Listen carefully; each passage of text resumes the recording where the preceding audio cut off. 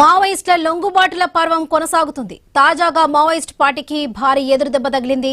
మరో 37 మంది కేంద్ర రాష్ట్ర కమిటీ సభ్యులు లొంగిపోయేందుకు సిద్ధమయ్యారు. తెలంగాణ డీజీపీ ఎదుట లొంగిపోవాలని మావోయిస్టులు అగ్రనేతలు లొంగిపోనున్నారు.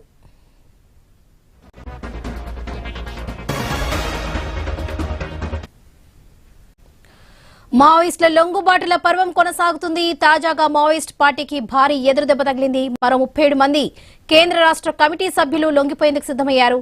తెలంగాణ డీజీపీ ఎదుట మావోయిస్ట్ అగ్రనేతలు లొంగిపోనున్నారు.